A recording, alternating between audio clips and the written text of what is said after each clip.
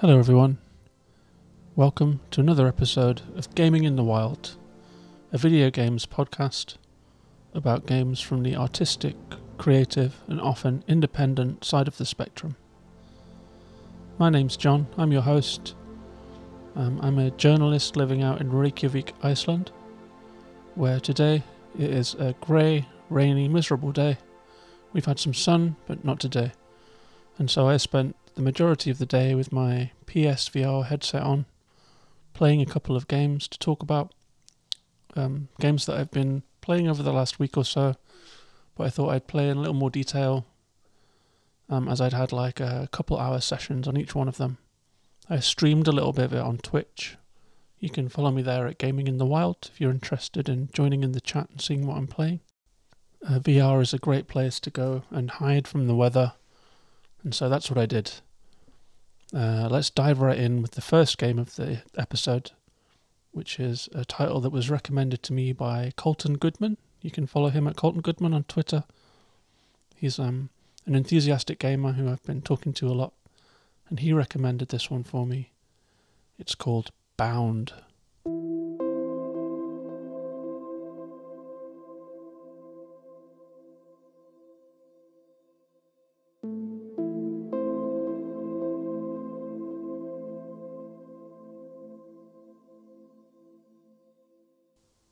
This game was a really wonderful surprise. There aren't many PSVR games available on PS Now, the subscription service, the Netflix for games that PlayStation runs, but this one is, and so I downloaded it and gave it a little spin. Colton had said that it was a visually interesting game, and I was really taken by surprise by it. It's quite beautiful. You play a ballet dancing princess, but that's not what it might sound like. We're not talking Princess Peach here. The princess that you play is a masked figure with a winged mask on, a shimmering dress, long slender limbs, very graceful. If you leave your princess alone for a moment, she'll stretch and do the splits, or like bend down and press her forehead to her knees as if she's warming up. And what she's warming up for is quite amazing. It's to dance through a series of arresting, shifting, virtual spaces that make up a kingdom in deep distress.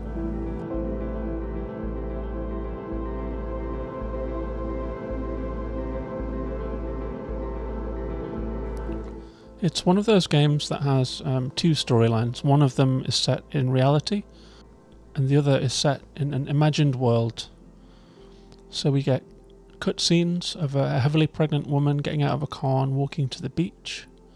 We control her. She's slow. She's carrying a book. We walk around. We can look down and see her feet sinking into the sand and look out to the sea. And she flicks through a book. It's a sketchbook. And we come to realise that this sketchbook is of drawings that she made as a child. And she used to escape her life into this imagined world. And we come to understand that she was escaping from a troubled family situation.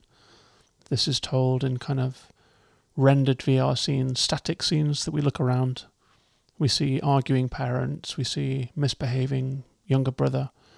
We see troubled situations. And when she escapes from this world, she vanishes into her imagined place, and that's where we are. So the princess is an avatar for our grown-up character as a child.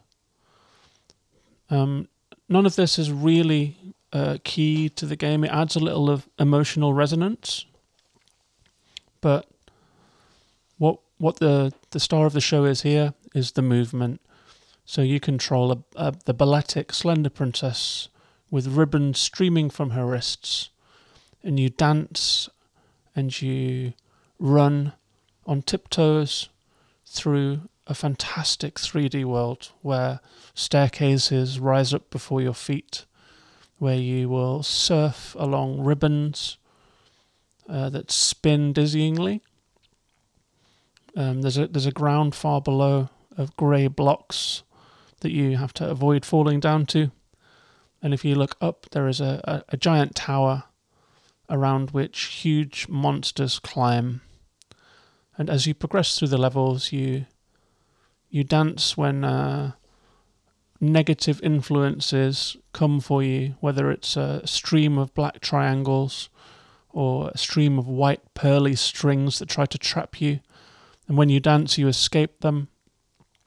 And there's a feeling of immense freedom in controlling the character. She's wonderful to control, silky. You really do feel like you can leap, spin, and dance like a ballet dancer as you're avoiding these negative influences, which I guess are supposed to represent negative feelings. It's probably negative situations, trauma, terror, depression, nervousness, whatever you want to pin them onto. That's what they can be. And the game is a wonderful VR experience. You can choose whether you want to have it on static controls, where you can kind of flip left and right with a kind of angular way to avoid motion sickness, I guess.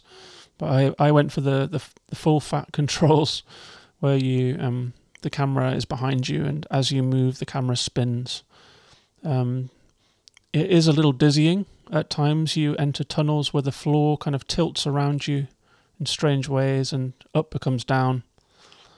But I have to say this game was a beautiful surprise. It's like a fairy tale told for the Tron age. It's inexpensive. I think it's like £12 or £15 or something to buy, but if you're on PS Now you can get it for free as part of your subscription. It was made by Plastic Studios. You can follow them at Plastic Demo on Twitter. The music was by Oleg Shpudeiko. I hope I'm pronouncing that right. So thanks to Colton for the recommendation. That was a really great VR game. That was Bound.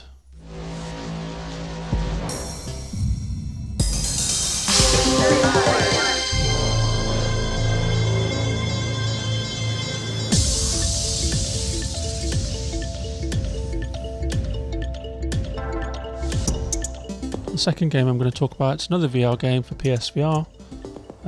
You can play it outside of VR. I should have said that about Bound 2. You can play both of them outside VR if you want to, so you can experience those games on your TV. This one was another recommendation. This one came from Jero at Umbra Games on Twitter and YouTube. And this one is something quite different. It's a shoot 'em up, but that doesn't even begin to describe it. And it's called Rez Infinite.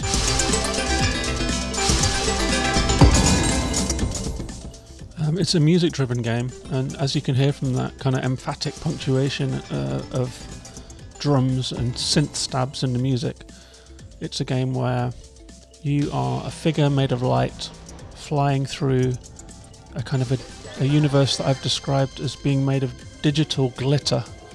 It looks a little like the Lawnmower Man. Has a Tron kind of feeling to it as well. And you fly along. You look left and your character will go left. You look right and they will go right. You can control speed with a kind of a dash button, and you're moving through a very abstract space. Enemies appear. They are like jellyfish or like flying animals, and you can lock onto them. So you hold down the fire button and you can move with the left stick to lock on to up to 8 at a time.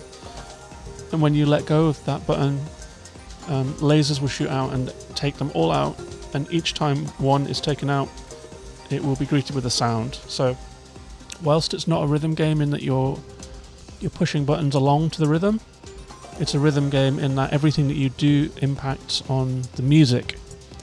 And the soundtrack is quite stunning. It has like a kind of a EDM sort of club feel to it.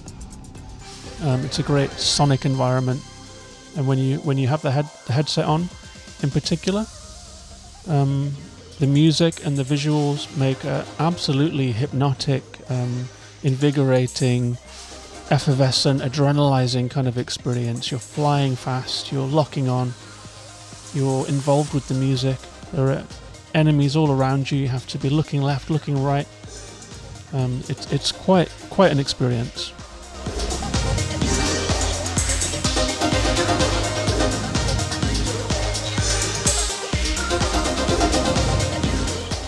I was really taken aback by this game. I wasn't expecting it to be as good as it is. It's the kind of thing that is kind of unforgettable. It's very short. I think I played through in half an hour to an hour. There are 4 or 5 different levels, and there's an Area X that you can play at the end. This game was something that I will replay again and again just for the experience, because I came out of it buzzing each time. It's a super cool game. It's made by United Game Artists. It was made by a Japanese team. The soundtrack is by Keiichi Sugiyama. It's available on the PlayStation or in PSVR.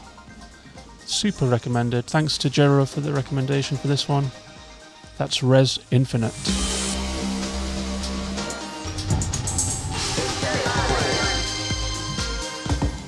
I tried one more VR game in the last few weeks. It was one that I struggled with a little bit, I'll be honest. This one is called Freediver Triton Down. It's made by Archiact. I saw the game on Twitter and I contacted Archiact and said that I'd be interested in covering it. And they were good enough to send me a copy. So thanks to Archiact for that. It's a very different kind of game, this one. I was attracted to it because I love the idea of freediving in VR.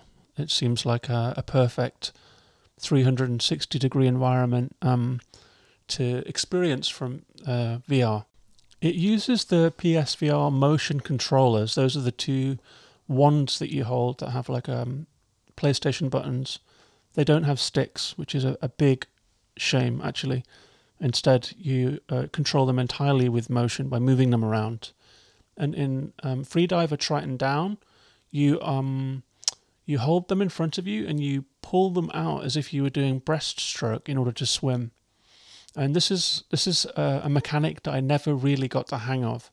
So in the training level of Freediver Triton Down, it's kind of a mellow one. You swim down to the ocean floor.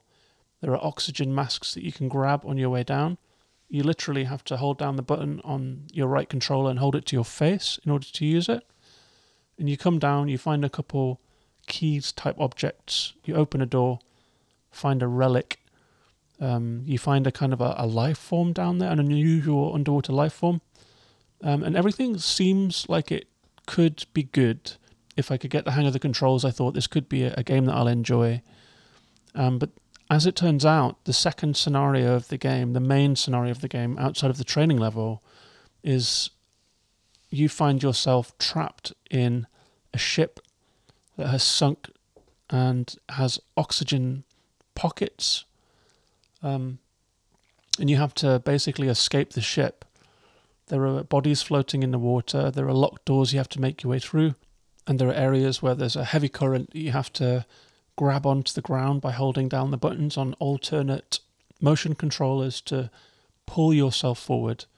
And as much as I tried, and I gave it 3 or 4 different tries, I just could not get the controls. So my character ended up drowning again and again and again.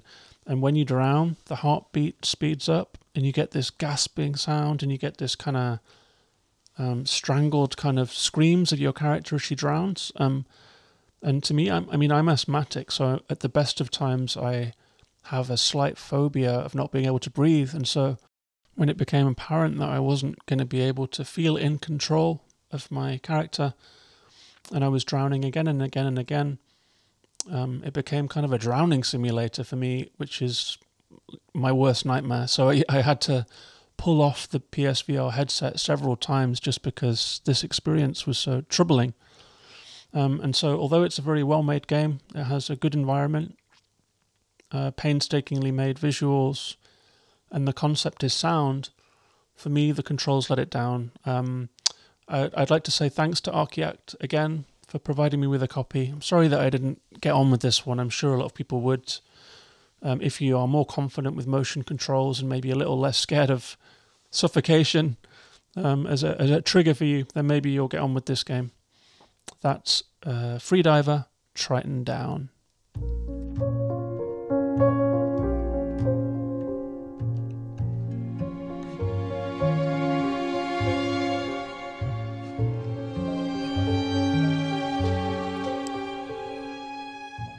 The next game I'm going to talk about is something completely different.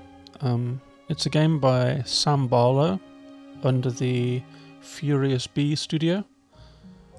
It's been out for a while on Steam and on some other consoles, and it was a big critical hit when it first came out. It's just now coming to Switch. It's a full motion video game called Telling Lies.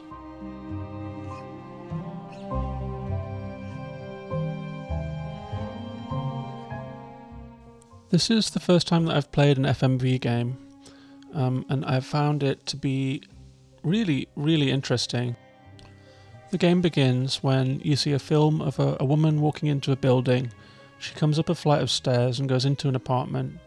She sits down at a laptop. The Switch screen becomes the laptop screen, so it has like an operating system, a battery gauge, a card game that you can play, and you can click on a couple of different files, there's a trash can, etc. You can see the reflection of your character in the screen. Every hour or so, she'll kind of fade in and you'll see that someone else is in the apartment and they'll say, "How are you doing?" Or she'll just take a drink, or just to remind you of the situation. And you control the screen, so your Switch becomes the screen. You can use touch controls, or you can use the sticks, and there are a couple of files you can look at. One of them tells you that this laptop contains a database of surveillance video. It's been taken over a period of 2 years, and it's been taken of 4 main characters.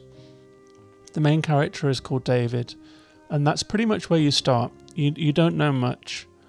The window is open, and the first search has been made, and it's been made for love. And there are 5 files that you can look at.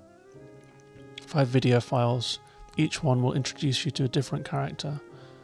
And I'm going to try and talk about this game without talking about the story, which is quite hard, but I don't want to spoil it for anyone that feels like playing it after. But basically what you have to do is you enter keywords, you can look at files, the file will open when the word is mentioned. So let's say you search for I'm going to pick something non-leading here. Let's say you pick the word balloon. You'll get 5 results if there are 5 times that someone said balloon.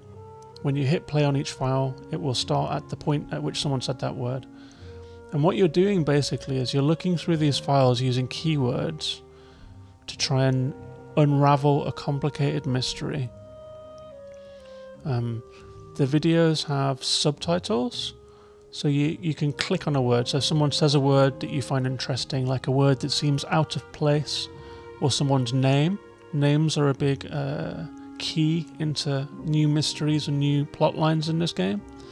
And you'll get films relating to that person or that subject. It takes about 4 hours to play Telling Lies. I played it over a few sessions, but you could quite easily play it in one if you have an evening in. And the game feels like a bingeable Netflix show. I can give away that David is an investigator of some kind without ruining it. And there is an intertwined and complex story taking place in which no one is who they seem to be, and nothing quite is how it seems to be in the films. The story takes some really shocking twists and turns. And one of the funny things about it is that no 2 players will have the same journey through this game. It depends entirely on your observation skills, finding words that are perhaps unusual or have been put there as a kind of a signifier of something. It will depend on which character you find the most interesting, which character you want to see more of, and it will depend on how you manage to orientate yourself within this storyline, how quick you are to glom on to certain clues. But by the end of it, I was really shocked and surprised by the twists that the story took.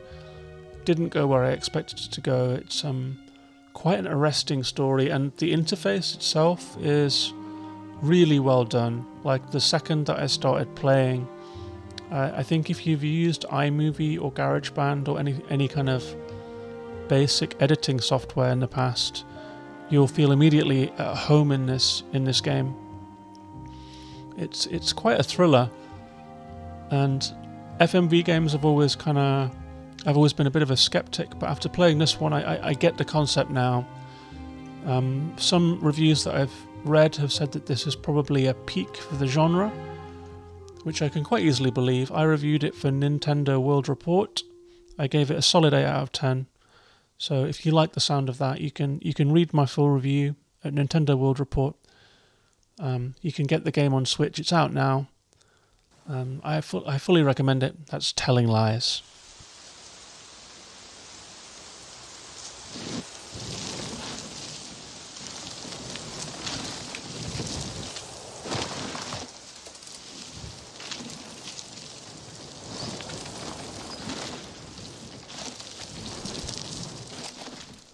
The fourth game that I'm going to talk about today doesn't have any music, as you might have picked up on from that strange sound just now.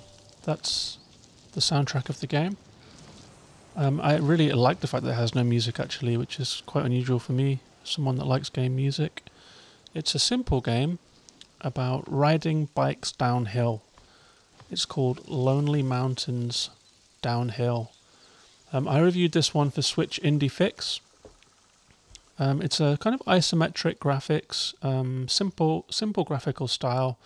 You play a kind of a faceless polygon bike rider who clearly has a big sense of adventure because they are careening down 4 different mountains, each of which has 4 different trails, trying to avoid obstacles, going past waterfalls, over bridges, through dirt trails that wind between giant hazardous boulders, sometimes going freestyling down steep grassy hills. All of the different mountains that you go down have a different personality. The first one's very grassy and green. Second is very beautiful, kind of autumnal palette. And I kind of had a love-hate relationship with this game. I found myself fiercely addicted to it, and at the same time extremely frustrated by it, because whilst it is great fun to go down the hills, it's like you get the click of the bike, the sound of the chain, you get a satisfying skid of the tyre on pebbles when you skid around corners. There is a bird song, burbling water. The graphics are beautiful. They have a beautiful photographic depth of field, so the things in the distance are slightly out of focus and a tight focus up close where the action is. The thing that got to me about this game is that pretty much any time you graze a rock or a tree, your cyclist will take a huge tumble and you'll have to start from the last checkpoint again. And the courses are quite deviously devised. They're quite brutal actually, so just when you think you've passed a major hurdle and you've probably got a checkpoint coming up, another tight corner will appear and you'll wipe out. And there are long sequences of really deviously designed trail hazards that will send your rider flying. And so while the kind of the key attraction of this game might be the kind of the sense of freedom that you get with the wind in your hair, flying down hills, what actually happened was that I started to play extremely conservatively and pumping the brakes a lot. And even then, there were some trails that I'd have to take 10 runs at some checkpoints, and it did my head in, basically. I wanted to like the game, but I found that the mechanics kind of didn't let me. So I think that other people might have a different view on this one. My experience of it was that I became really overwhelmingly frustrated with it, despite quite enjoying it and being addicted to it for a while there. So I gave it a 6 out of 10 on Switch Indie Fix, and I really agonized over the mark because it feels like a good game, and the marking guidelines say that 7 to 10 is considered good. But I was so angry with this one. I didn't like the way the game made me feel. I felt like it was too punishing. It kind of punished enjoyment in a way, made me play conservatively in a way that I didn't like. Even then, it made me angry in a way that I didn't like. So I thought, this isn't a fun gaming experience. So I marked it down. That's not to say it isn't a good game. I firmly believe that it is. It's just that my experience of it was not that way. So I can't sort of recommend it. I can't say don't buy it. I say that Lonely Mountains Downhill is an interesting, well-made game. It wasn't my cup of tea, but I had a few hours of fun with it. Mixed results fun. So yeah, that was a quite tricky one to talk about, as you can tell, because I'm picking my words carefully. That was Lonely Mountains Downhill.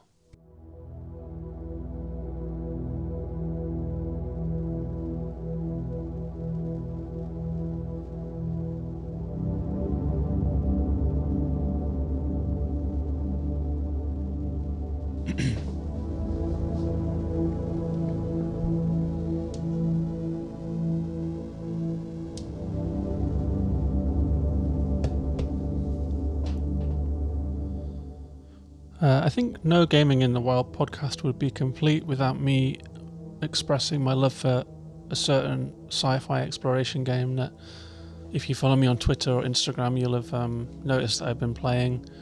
It's No Man's Sky, and this may be the last time I talk about it for a while, because I became so fiercely addicted to this game during my time with it that it kind of took over my life. And yesterday I powered through the story part of the game to the finale, and I thought that seeing as I've got to the end of it, it might be a good time to talk about it once again.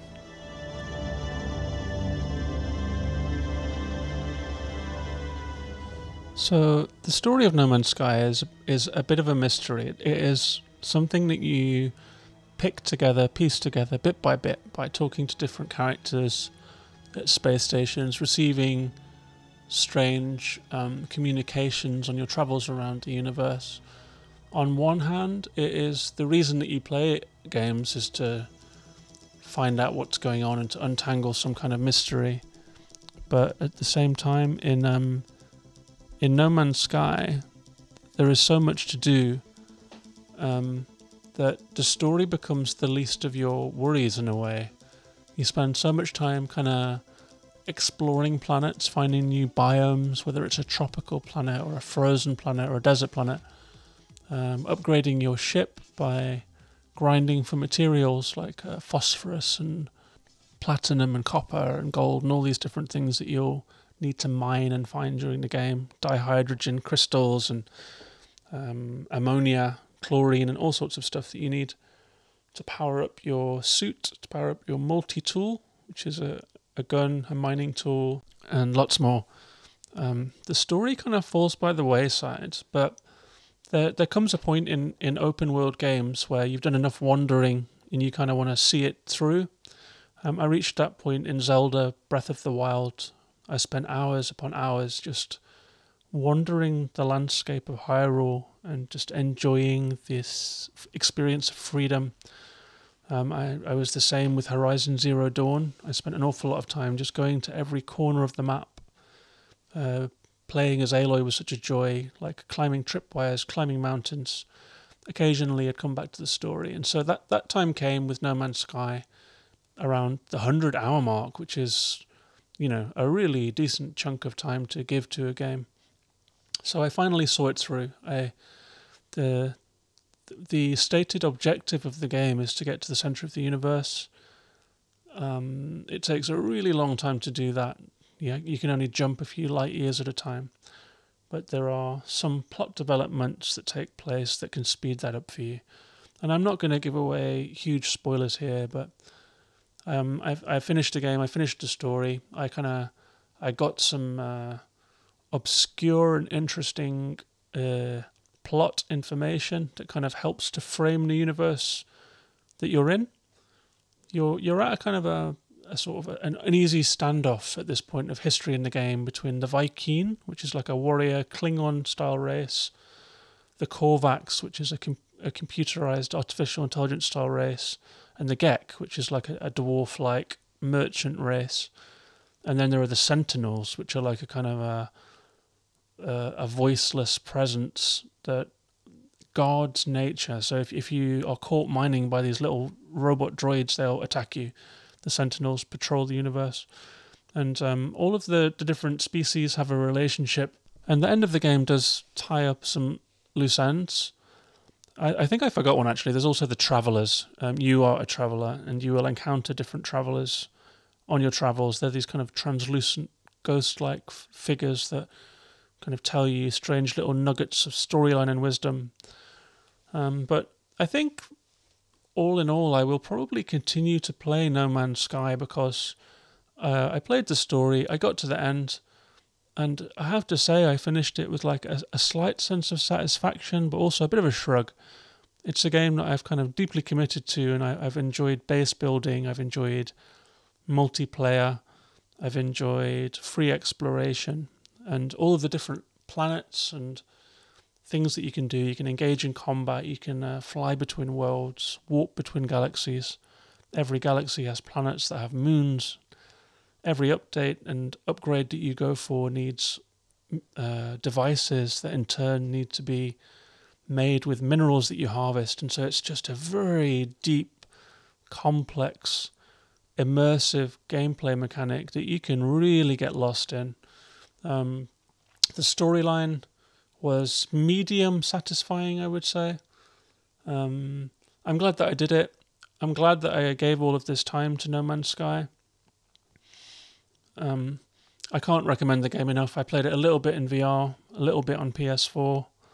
I've enjoyed accidentally sort of tripping into multiplayer because when I was Twitch streaming, a couple of people in the chat came and said, hey, we should have a joint session. And so I ended up having these long, unexpected sessions with people where we just explored together, built bases together, come onto a voice party. And so suddenly you're chatting. I was chatting with a guy in Holland. I was chatting with, at the same time, with a couple of guys in different areas of the States.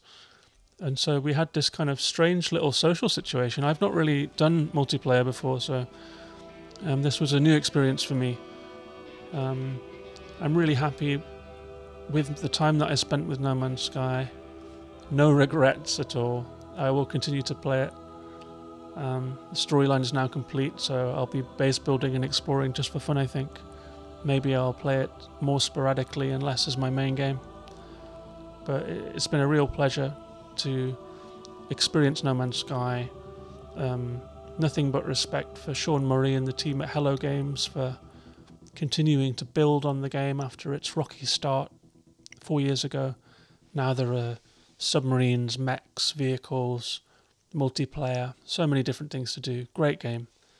So thanks a lot to those guys for making this game the thing that it is. It's really wonderful. A big game to have completed. That's No Man's Sky.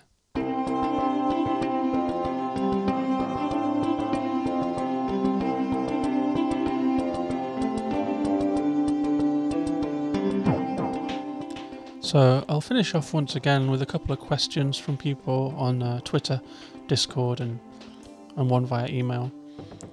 The first question comes from @WeekendTweets1 on Twitter, and they say, what was the first console you ever played? Well, my first computer ever was an Acorn Electron, which was a variant of the BBC Micro, super early home computer, among the first home computers. So the games were loaded from cassette and from floppy disk, the big floppy disks. But my first, and after that I had a Commodore Amiga, but my first console, I really wanted a NES, but I wasn't allowed one as a child. But when I became a teenager, in my early teens, I finally persuaded my parents to get me a Super Nintendo. So that was my first console. And I got Super Mario World, I got Zelda: A Link to the Past, I got Super Mario Kart and Super Metroid, and those 4 games were my first console games, and they really shaped my taste. They made me fall in love with Nintendo and all of those different characters. Like, those 4 games have stood the test of time, and all 4 of them are absolute classics that just, they are genre-defining classics, each of them. Metroidvania has obviously gone on to spawn an entire genre. A lot of Mario fans still say that Super Mario World is their favourite game of the lot. A Link to the Past is perhaps the definitive Zelda game outside of the 3D ones. And yeah, that was my first console. I absolutely loved it. I wish that I still had it. In fact, maybe it's still in my parents' attic, and next time I head back to the UK, maybe I'll dig it out. So thanks for the question at Weekend Tweets. I appreciate you. Cheers. The second question is from a friend of mine called Sam. He's on Twitter at Clover_EXE. He's also just started streaming on Twitch, so I can really recommend that you follow Sam. He's a wonderful Twitter presence and a wonderful Twitch streamer. He has a really cool, cozy streaming personality going on. And his question is... Oh, where have I put it? Let's see. His question is... Do you think VR will be a part of the long-term future of video games, or is it a passing fad? Well, as someone that has only really been playing VR games for the last 3 or 4 weeks, I have to say it has been somewhat eye-opening to me. I think that some of the games like Rez Infinite, which I talked about this episode, like Astrobot VR, these games wouldn't be the same outside of VR. And I've really grown accustomed to playing in VR. It's something that I will do every other day for maybe 1 or 2 hours, but it's such a way to transport yourself out of the couch, out of the living room, out of the city that you're in, out of your everyday life, to a colourful, different place. It takes you out of yourself in a way that other mediums just don't. So I'm absolutely in love with VR as a gaming format, to be honest, and I think I will continue playing VR games. After I've given Sam his headset back, I'll keep on playing.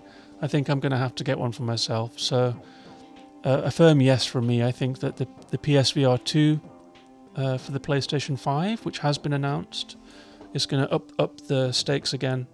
I think we're going to start seeing more games that have VR modes and more games that have that are specifically for VR. And so that's a firm yes. I think we're going to see a lot more VR in the future of gaming. The final question is from Kieran Daly at CMG_Daly, another friend of mine. I guess the people who are asking questions are people that know me anyway, so thanks to them. Kieran says, what's the best VR motion sickness cure while playing? Wow, well, I did get a bit of the motion sickness today whilst playing Bound, because Bound has 2 modes, the safe mode and the full fat mode, and I went for the full fat because I like to feel free, and to do that you can't really have this kind of stilted movement. I felt super motion sick while playing. While playing, I guess it's just to kind of try and focus not on how you're feeling, but on the game and on forward motion, and focus on the horizon and just think of England. Or actually not, that might make you more sick at the moment. One more question just came in just as I was finishing up. It's from at Londragon_UK. He says, are you satisfied with the current lineup of first-party Switch games for the coming fiscal year? Shuntaro Furukawa has mentioned that there are more undisclosed games on the way, but they may be impacted by ongoing events. Yeah, I am actually. I mean, I know that a lot of people are dissatisfied by the lack of a Nintendo Direct and the shortage of Nintendo titles. First party. I mean, yeah, I can wait. I don't mind. I know that Metroid's coming. I know Metroid 4 is coming. I know that probably some Zelda and Metroid remasters are coming. Breath of the Wild 2 is coming. I don't mind waiting. There's plenty of good indie games to play in the meantime. We'll live. It's okay, you know?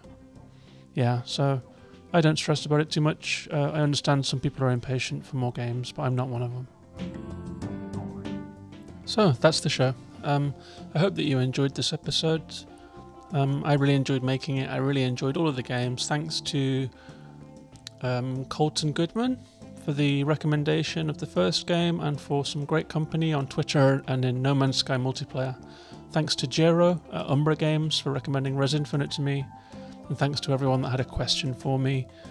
Thanks also to Lockie from the show 3 Hours Played. It's one of my favourite podcasts, and he sent me a really sweet email this week saying that he'd listened to a few episodes and enjoyed them. That gave me a really good boost to keep going with the podcast. I'm enjoying making it, and I'm glad that other people are enjoying hearing it.